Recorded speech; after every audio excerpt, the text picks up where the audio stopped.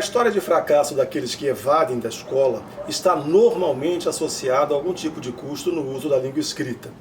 Não se trata aqui, por exemplo, de um custo no conhecimento da gramática tradicional escolar, aquela que resulta em séries e séries de exercícios que, na verdade, levam a um conhecimento estrutural, mas não necessariamente se transformam em práticas de leitura e de escrita.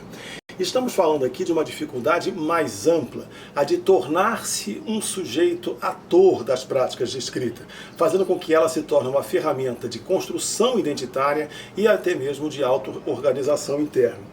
O que nos motiva de fato a estudar o letramento do brasileiro não é a busca de nenhum tipo de método universal ou milagroso que pudesse ensinar a todos indistintamente a língua portuguesa. Não, a literatura especializada está cheia de métodos milagrosos e de explicações pseudocientíficas sobre as validades de tais métodos. Mas você que é professor, enfim, sabe muito bem que essas coisas não funcionam assim. Para cada aluno, deveríamos ter uma estratégia específica. E para cada tipo de estratégia específica, um conhecimento que não está circunscrito a um único tipo de teoria ou método. Nenhuma teoria se faz universal em questões de ensino-aprendizagem, porque o ensino-aprendizagem ele é local, ele é individual e depende naturalmente do tipo de conhecimento com o qual estamos trabalhando. Tá? Na verdade, o que nos preocupa mesmo nessa questão toda é o fato de que, ou bem ou mal, o brasileiro passa 7 anos de sua vida dentro de uma escola, vivendo diariamente com práticas de escrita, não só nas aulas de língua portuguesa, e ainda assim ele vai se perceber um estrangeiro quando se trata de usá-la.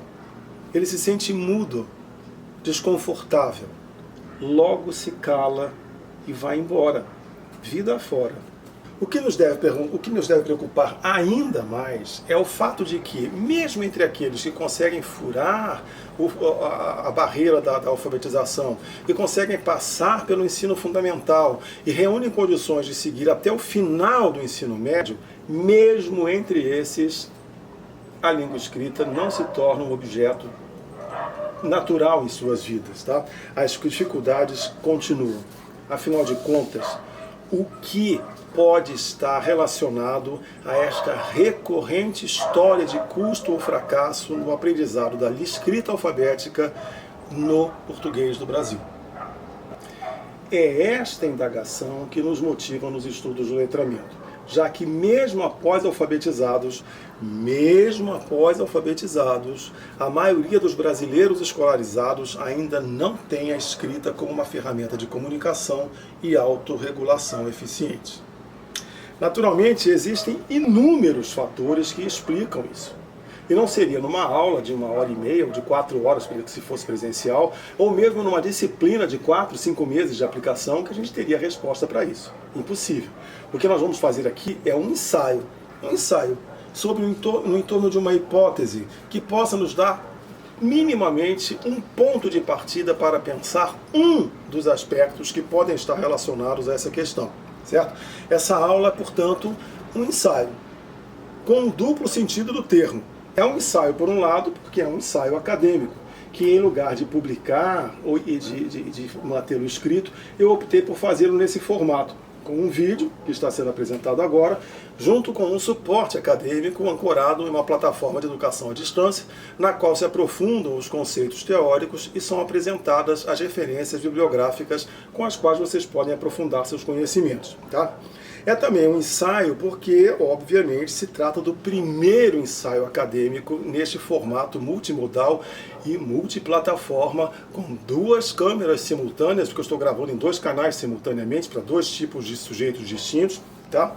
E isso é um desafio para nós, acadêmicos formados no século passado, para os quais a única via de comunicação acadêmica era, de fato, o texto escrito, o artigo, o livro, o capítulo de livro, etc. Tá? Nós ainda estamos por descobrir que a gente pode dar e legitimar essas práticas. Eu acho muito boa essa prática da videoaula, porque ela fica à disposição, ela tem uma inserção muito maior na sociedade do que a aula que daríamos presencialmente na universidade, mas ela ainda não me parece capaz de substituir a aula presencial na pós-graduação.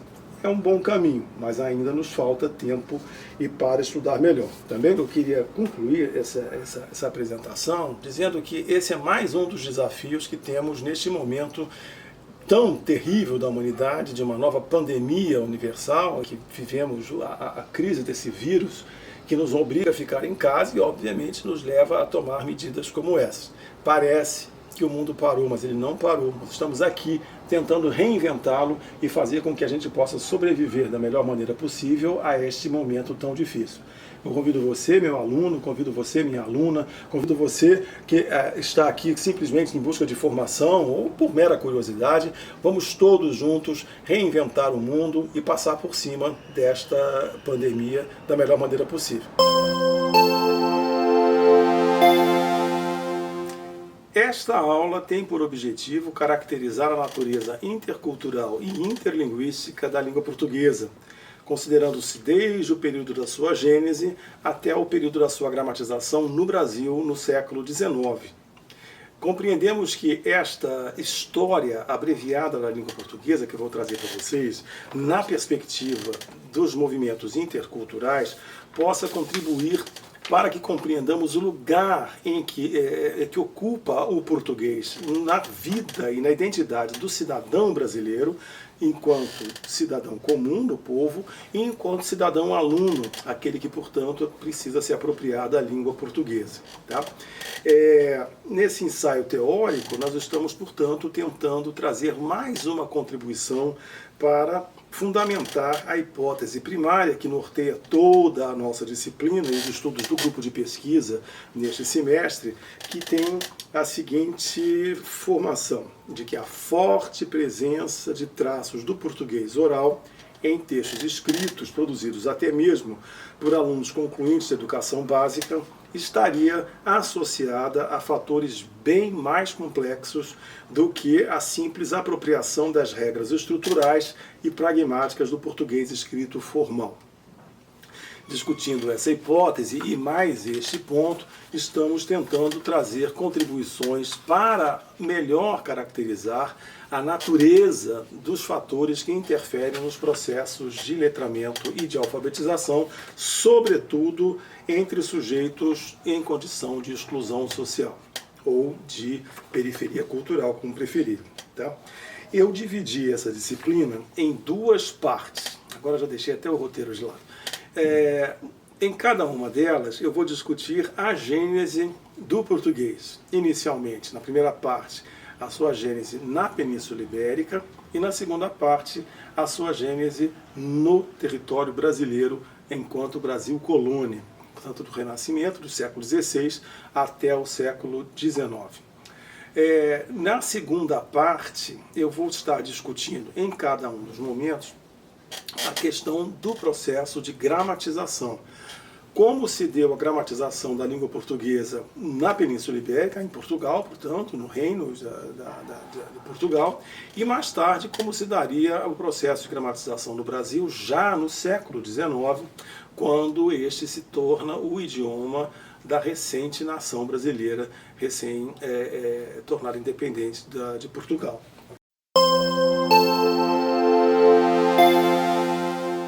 Essa aula tem um roteiro escrito que ajuda vocês não só a acompanharem a aula nessa exposição que eu estou apresentando aqui oralmente, como apresenta todo o referencial bibliográfico separado por cada uma das sessões e por cada uma das partes.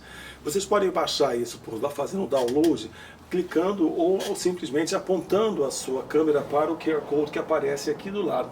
Ele já está programado para levar vocês diretamente para o site de download de referência. Os meus alunos, orientandos e os alunos do Proped que estão matriculados oficialmente na disciplina podem entrar no Moodle do grupo de pesquisa e lá encontrar não só o aprofundamento dos conceitos que são apresentados aqui, com maior vagar, como o detalhamento de todo o referencial bibliográfico que é fundamental para a formação de vocês. Ok? Vamos dar início, portanto, à nossa aula com a sua primeira parte. Essa aula deve se iniciar com uma indagação primária, não é? que introduza as questões, que é justamente porque essa relação entre o estudo da história de uma língua e as relações identitárias do povo que frequenta a escola brasileira contemporânea. O fato é que a língua e a cultura são instâncias que não se diferenciam uma da outra. Na verdade, o homem simbólico ele se institui a partir da sua língua e a partir da sua cultura, de forma que língua e cultura interferem uma sobre a outra numa relação de independência, de tal forma que é muito difícil conceber a uma sem a outra. Ambas estão sujeitas a transformações provocadas pelo tempo, e essas transformações elas caminham para e passo. Ou seja, você não tem um tempo de desenvolvimento da cultura e um outro tempo de desenvolvimento da língua. Não. O tempo desenvolve as duas simultaneamente, nesta relação, portanto, de interdependência entre si. Certo? E como são fenômenos vivos, obviamente, elas se desenvolvem, elas se transformam e estão o tempo todo se recriando, sobretudo em tempos modernos, em que as dinâmicas de transformação temporal, dinâmicas de transformação cultural e linguística se aceleram de maneira significativa de década para década. Apesar de dinâmicas, essa é uma questão interessante, a memória cultural e linguística ela se preserva através de certos traços que são constantes, alguns, ou são perenes, ou seja, são traços constantes, também chamados de perenes, aqueles que se preservam independentemente do passar do tempo, ou são perenes, aqueles que têm uma duração mais longa, apesar de virem a se transformar em algum momento. Tá? O fato é que resistentes ou simplesmente constantes, esses traços eles se preservam numa estrutura interna, como se imprimisse a cultura e a língua um caráter, uma identidade, algo que poderíamos chamar aqui de traços identitários. Os traços identitários ligados à língua e à cultura pela memória raramente vão se verificar de forma explícita na atitude, seja linguística, seja cultural. Mas eles estão impregnados como se fosse uma estrutura interna, situada muito para além da forma na história. Os sujeitos culturais e linguísticos que se apropriaram do português hoje, na verdade, no Brasil ou em Portugal, ou seja onde for, são herdeiros de todas as culturas e de todas as línguas portuguesas que se fundiram no tempo, desde os princípios na Península Ibérica e, no caso do Brasil, desde o Brasil colônia. Essa memória, que nos é legada em traços identitários, vai se refletir nas nossas escolhas mais inconscientes e vai nos revelar em nossas atitudes como um corpo coletivo, que pensa e age como um povo. O povo brasileiro e a sua língua, o português do Brasil, têm a mesma memória, uma identidade que de certo não se produziria tão forte não fosse o fato de a gênese do português ibérico ter traços identitários análogos. Essa natureza análoga entre os povos e as línguas portuguesas faladas aqui em Portugal é que irão destoar do caráter que a instituição da modernidade no século XVI em Portugal e no século XIX no Brasil viriam a impor à escola e ao português escrito. É nessa tensão entre o povo e a modernidade, entre a língua portuguesa do Brasil e o português escrito, entre o brasileiro e o aluno que frequenta a escola, que vai se instituir o nosso interesse pelo estudo da história do português. Dá uma olhadinha no roteiro da aula e siga o link para a bibliografia que é relacionada aos temas memória, identidade e línguas culturais. Com isso você pode aprofundar conceitos como traços identitários, como língua, a relação entre língua e memória, enfim, são questões que podem interessar as pessoas que estão estudando no campo do letramento.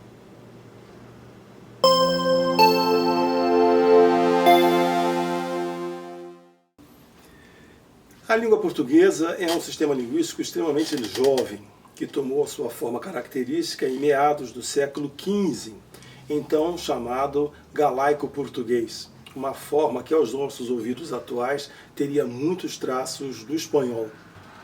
Somente no século seguinte, no século XVI, a língua portuguesa ganharia sua forma mais próxima dos dias de hoje, através do chamado processo de gramatização durante o Renascimento português. Tá?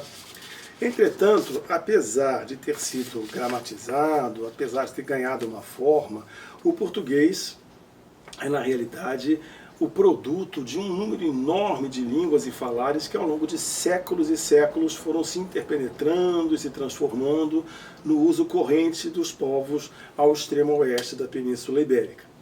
Não nos basta, nessa disciplina, ou no entendimento da língua portuguesa, compreendê-la tão somente como resultante do jugo do Império Romano, como muitas pessoas costumam dizer que o português é a última flor do Lácio, como se fosse a última flor que teria derivado do Império Romano. O fato é que, todavia, embora o latim e o grego tenham tido uma grande influência no processo de gramatização das línguas modernas, nem todos os lugares pelos quais os romanos passaram derivavam línguas neolatinas. É o caso, por exemplo, da Grã-Bretanha e o norte da África, o atual Oriente Médio, onde não existe o menor vestígio do latim, certo? Então, não é necessariamente condição de latinidade o fato de você ter passado pelo povo romano durante o Império Romano. O fato é que algumas circunstâncias culturais e linguísticas em certas regiões propiciaram o desenvolvimento de línguas em que o latim teve um lugar significativo no seu desenvolvimento. Muito antes dos romanos chegarem à Península Ibérica e às demais regiões da Europa, é óbvio, já existiam centenas de línguas e de culturas já instaladas e que, portanto, vão, no contato com o latim, desenvolver e contribuir significativamente para o desenvolvimento das línguas que passaram a ser faladas na modernidade. Isso, por exemplo, nos explica por que, apesar de se tivessem uma mesma matriz no latim, por que as línguas neolatinas são tão diferentes umas das outras, a ponto de não se compreenderem. Falantes de uma língua não compreender uma outra, exceto se for apresentado, tiver que estudar aquelas línguas, certo?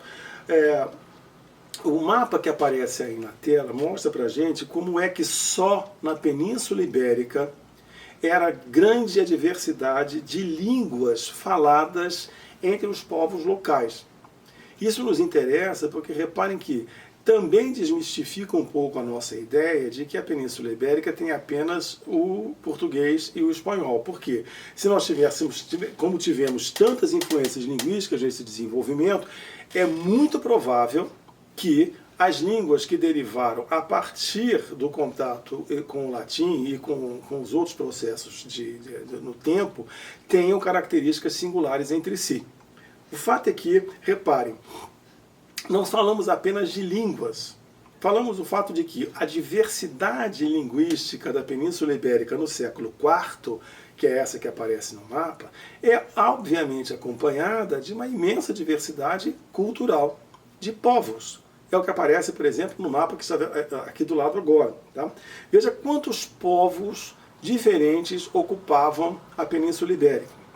Povos que tinham características culturais muito singulares. Não eram povos que eram semelhantes uns aos outros, não. Ao sul nós tínhamos uma forte influência do Oriente, vindo da África. Ao norte nós temos maior influência dos celtas. Ao leste tivemos a influência ibérica. Enfim, temos várias influências culturais que naturalmente trariam características linguísticas as mais singulares. Tá?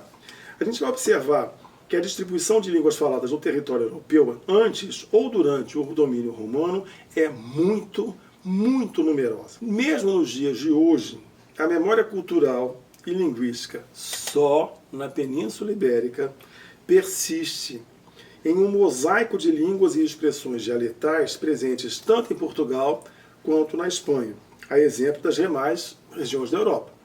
Reparem, a Península Ibérica é uma região geograficamente pequena, com apenas duas nações, Portugal e Espanha. E ainda assim a diversidade linguística naquele território é enorme. A memória cultural e linguística que se impõe ao perfil linguístico oficial das nações modernas fica muito além das fronteiras. O que na verdade nós imaginamos ser uma nação é na verdade um mosaico de várias línguas. Somente no território ibérico nós temos 5 idiomas falados.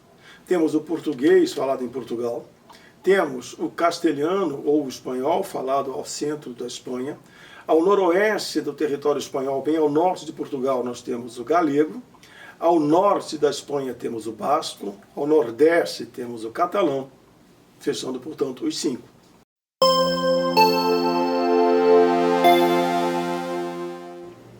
Bem ao norte de Portugal, já em fronteira com a Espanha, nós vamos encontrar uma comunidade linguística que desafia o tempo e a história.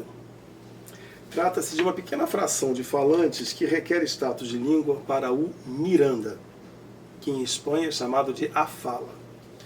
Mais do que um dialeto, é um sistema linguístico, com traços característicos de um português que fora falado muito antes do processo de gramatização. É uma verdadeira cápsula do tempo. O Miranda é a prova viva de que as línguas não evoluem homogeneamente no tempo. Elas podem preservar diferentes fisionomias linguísticas dentro de uma mesma janela temporal. Para nós, falantes do português, o Miranda se apresenta como um curioso desafio. Assemelha-se ao português quando ouvimos, mas nós não conseguimos compreender quase nada, parecendo até mais fácil compreender o espanhol do que a ele. Assista o vídeo que eu vou passar agora e ouça você mesmo o Miranda. Se você preferir, baixe o vídeo no YouTube, que ele está disponível lá com sinal aberto para todo mundo. Okay? Dá uma olhadinha no vídeo, ouça o Miranda. Quem trilha com burro só que ganhamos na parva. Quem burro acabou, nunca vacas picou. Não, isso sim é verdade. Mas eu já me tocou todo. Já me tocou a picar vacas e agora a picar burros e ainda ele que estará para venir. Coitadica de mim. Nem por isso estou me rica, mas olha, nunca menos. Nem parece o carro novo à porta do lavradores. Bem parece o carro novo à porta do lavradores. Bem parece uma menina no braço do seu amor. Olha que eu já tenho para o Brasil a verdade. Amor! Eu pertenço a Miranda do Douro, mas vivam para Sul já com 70 anos de idade, 77. Eu nasci em 28, mas eu sou analfabeto, porque meus pais também eram uns piraitas. Em vez de trazer-me atrás de umas canhonas, em vez de me mandar a escola, que eu andava a fazer nada. Se eu soubesse ler, seria feliz, e assim tenho sido um desgraçado. Com muito trabalho, muito. Mas vou-vos dizer uma coisa. Falando de burros... Eu uma vez agarrei a burra e ia em riba dela, mas depois os rapazes queriam subir, agarrei, baixei-me e subi lá 5 rapazes. Os burros que lhes engordei, habituei-los a zabar-os como os perros. Picaram a burra com a silva, ou não sei com o que foi, a burra saltou a pinotes e caímos aos garotos todos e eu à borda dela também me agarrar aquilo todo. E eu começava... Suma! Os burros começavam a enguichar as orelhas e olhar um para o outro. Quando tal abraçavam-se a morder-se que se matavam um ao outro. Eu pus no pedaço dela. E depois um chorava para um lado, outro chorava para outro. E ele dizia assim, mas agora qual acudo? Juntemos-nos todos num montão e disse assim, pois agora olha, agora a burra já escapou, agora ficamos aqui todos. A burra tirou 2 pinotes e escapou e nós ficamos ali. Quando cheguei a casa, dei-lhe um atum e assim como deve ser. Suma!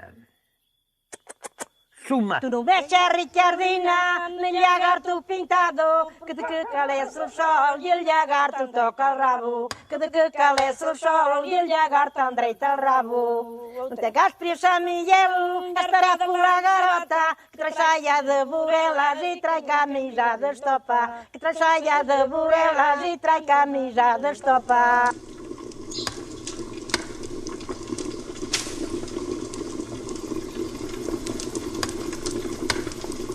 Eu vinha da horta e ele ia com os animais para o lameiro. Depois a vaca queria ir para um lado e ele ia com a burra ou o burro que era de rede. E a vaca não ia bem e correr assim. Anda cá, Marquês! Ah, caralho! Anda cá, Marquês! Ah, burro! Anda cá, Marquês! Ah, caralho! Anda cá, Marquês! Ah, caralho! Foda-se! Ai, anda cá, Marquesa! Ah, caralho! A porta disse a mulher que estava ali tão no nojo. Mas a minha senhora assim não se diz, olha, isto é contarem que uma partida foi, como era. A amizade que eu te tinha, o limão a demonstrou. E a amizade que eu te tinha, o limão a demonstrou.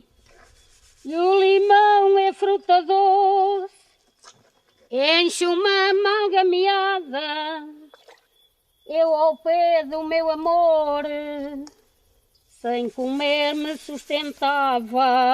Vira, para baixo, Eu ao pé do meu amor, vamos parar. sem comer me sustentava. Eram dois burricos, dois burros, e uma vez foi aqui o Manuel Tadeu a trilhar para mim. Minha mãe estava deitada na cama. Então, pronto, não trabalhava, esteve ali até perto de 14 anos aqui, em Puxlitadica, nem falava, nem andava. E depois eu, claro, arrendavam as terras, e duas tinhas eu. E depois arrendava mais 2 ou 3 eiricas de arada e fazia por pão, por trigo e por santa e pau feito. Sabia tão bem eu essa cantiga de estando eu à minha porta. Ah, burra, sos uma matreirona. Ai, Jesus, matreira e burra. Para vão as nalgadas. Para vão as varadas. Ah, burra. Passou-lhe um soldado, era a Filomena. Já sei, lembra-se que eu dizia que havia uma música que não era a Dona Irene, que era outra senhora. Que eu dizia que tinha outro nome. Era a Filomena. Ah, a Dona Filomena. Sentadinha em seu balcão. Show!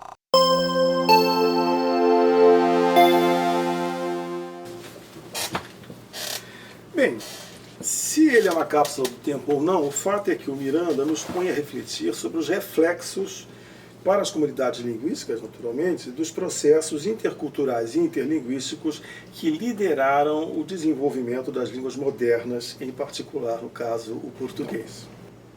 Possivelmente, o português que nos foi legado e que chegou aqui no Brasil no século XVI, e lembre-se, no início do século XVI, portanto com características ainda do século XV, teria características tão singulares com relação ao português contemporâneo quanto é o Miranda hoje para o português europeu contemporâneo. Mais do que isso, também teria uma forte presença em memória das culturas e línguas que nele se traziam amalgamadas, ainda no século XV.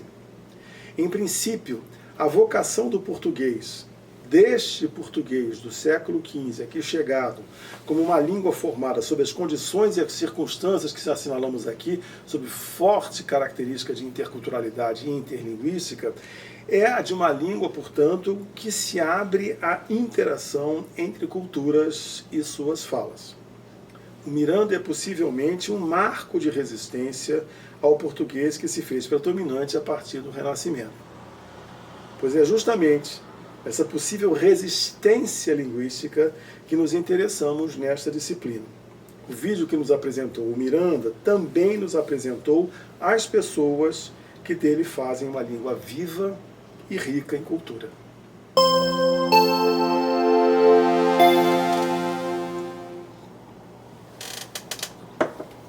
Olha, são muito raras atualmente as publicações que nos apresentem a gênese da língua portuguesa como, de fato, um processo cultural e histórico, sem se concentrar especificamente nos processos estritamente gramaticais, derivacionais, associados ao desenvolvimento da gramática, da morfologia, do léxico, etc.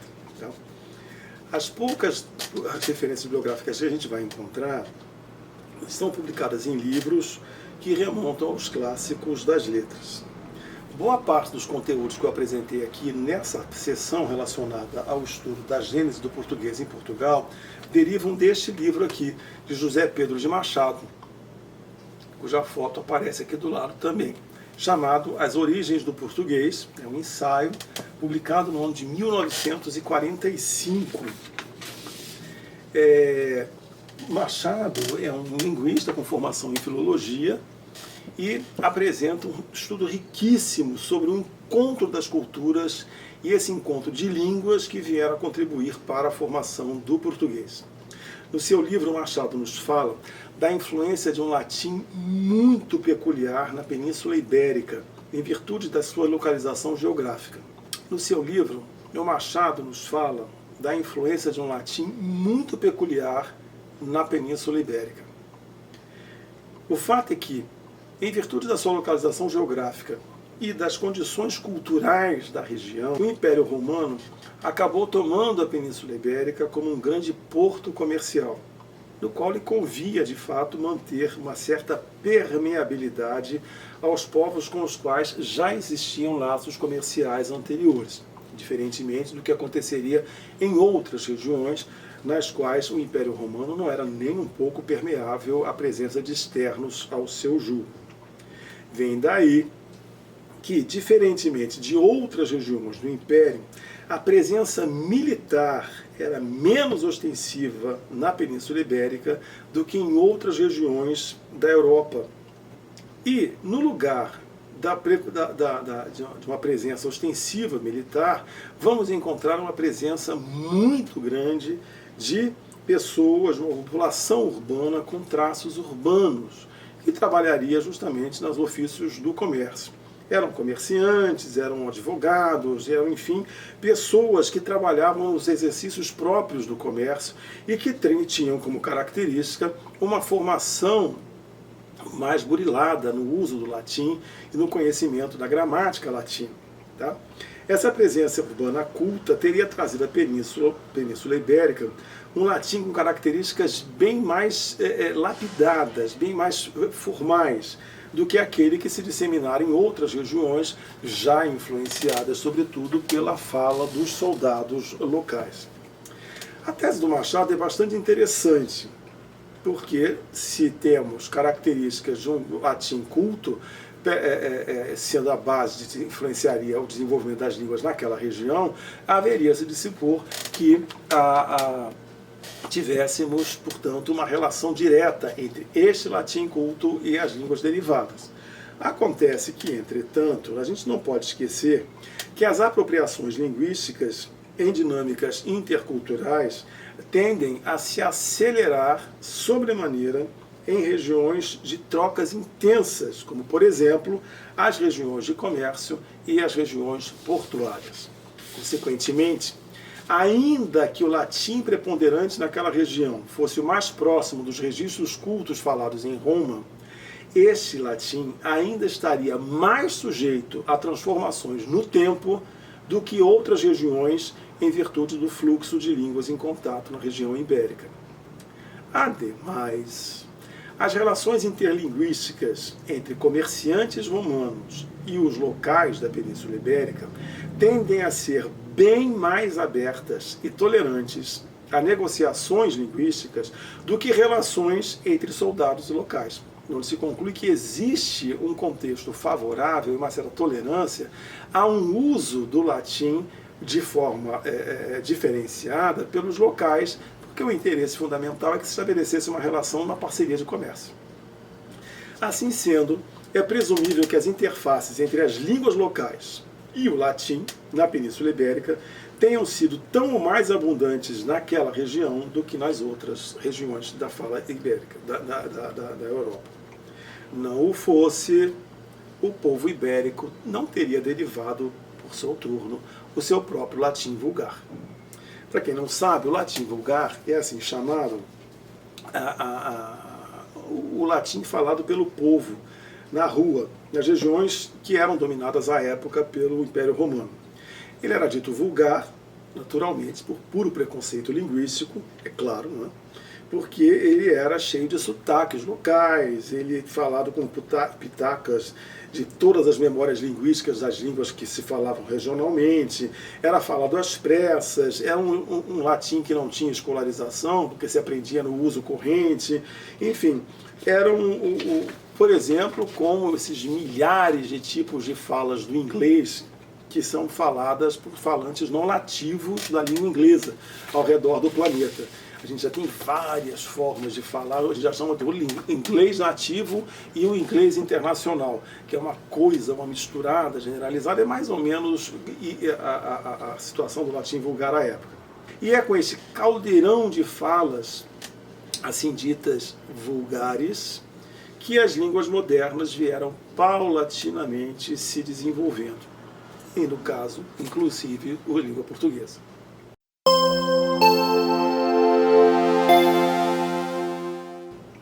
Ainda durante a gênese do português, podemos encontrar vários textos escritos que nos legaram uma memória bastante interessante do processo do seu desenvolvimento ao longo do tempo e também da forma como as várias falas regionais podiam se diferenciar umas das outras. Na Universidade de Lisboa, nós encontramos um repositório com acervos de textos escritos distribuídos por vários critérios, ou por tempo ou por regiões, que nos mostram de maneira bastante significativa as diferenças pelos quais o português passou ao longo do tempo e nas várias regiões. Essa grande diversidade de formas escritas do português bem nos revela a igual diversidade de falas que se apresentavam na região à época e durante os vários momentos históricos. Do mesmo modo, nos mostra também que não havia um consenso com relação à melhor forma de transcrever as falas para a língua portuguesa. As variações eram muito grandes, como por exemplo no caso da grafia da palavra muito, que aparece na tela agora. Toda essa diversidade, que para nós hoje é absolutamente normal, tornou-se um problema político na época da consolidação das nações modernas durante o Renascimento. A institucionalização das nações modernas foi um processo complexo e lento, que viria a expor a fragilidade dos governos à época frente à imensa diversidade de comunidades, de interesses políticos, todos agregados a um projeto político de unificação que ainda não era plenamente consolidado no século XVI. Em várias regiões da Europa, a consolidação não se obteve exceto pelo uso da força. Mas, no fundo, em todos os casos, a consolidação ocorreu de fato por intervenção de ordem política e cultural. No bojo desse esforço político de consolidação das nações, uma ideologia de modernidade tornar-se-ia o elemento fundamental que permitiu às negociações contar com o desejo de aderir a um projeto de nação. Em boa medida, esse processo de consolidação se deu de fato pelo desejo de aderir ao programa social do Renascimento, no âmbito do qual a racionalidade e o poder de uma cultura científica que despontava então no Renascimento eram mais do que noções ou conceitos, eram instrumentos. As línguas tiveram um papel dos mais importantes neste processo de consolidação das nações, tanto como parte dos instrumentos políticos, quanto como símbolo propriamente da racionalidade.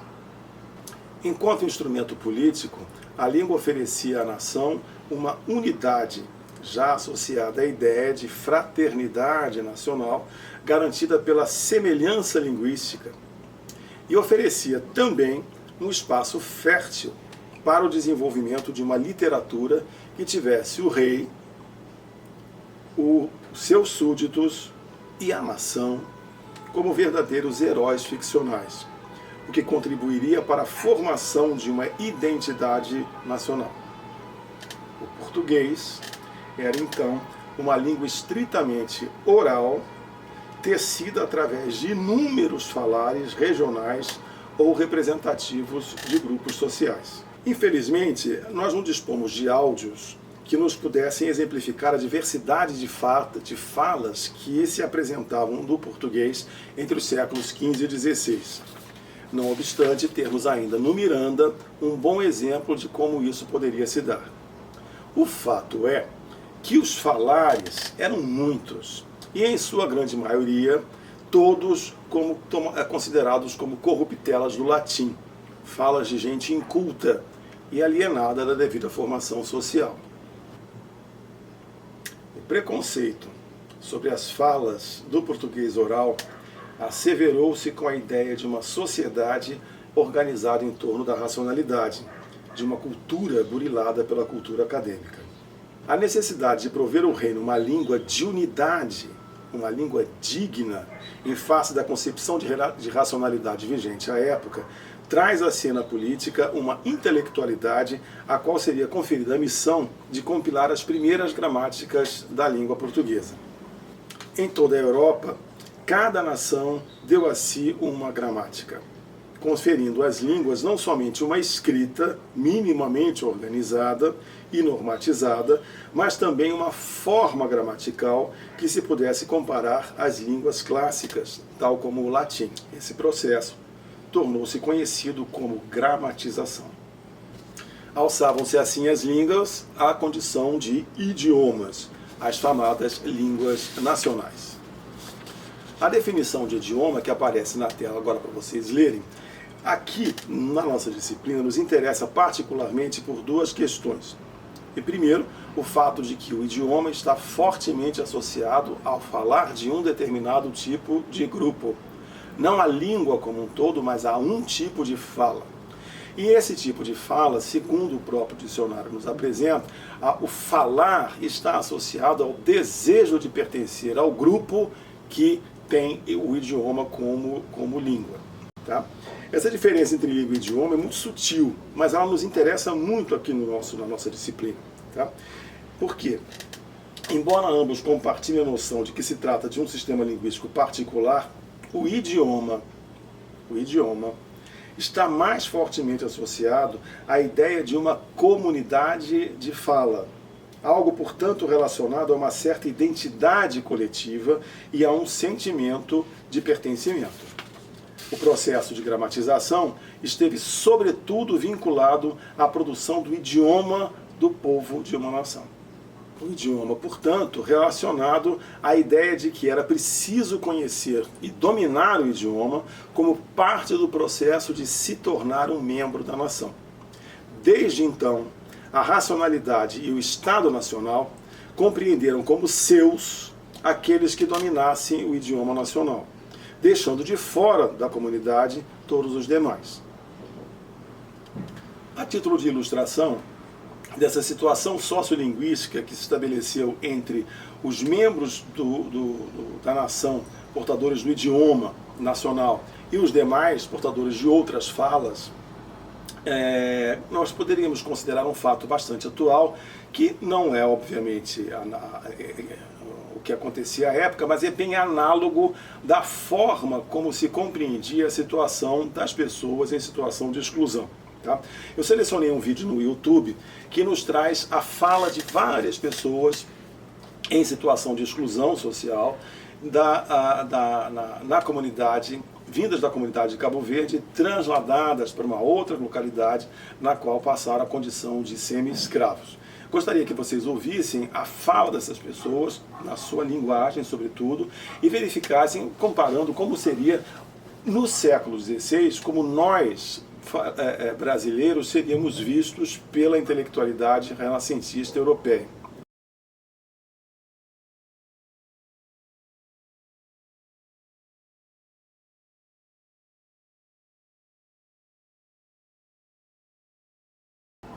Consulte as referências bibliográficas dessa sessão da aula e, particularmente, o capítulo que eu selecionei do livro Gramáticos Portugueses do século XVI, feito por Maria Leonor Carvalhão Buesco, publicado em 1978 pelo Ministério da Educação e Cultura do MEC, de Portugal. Tá? O texto que eu selecionei fala justamente da visão dos intelectuais no processo de gramatização. Baixe e leia.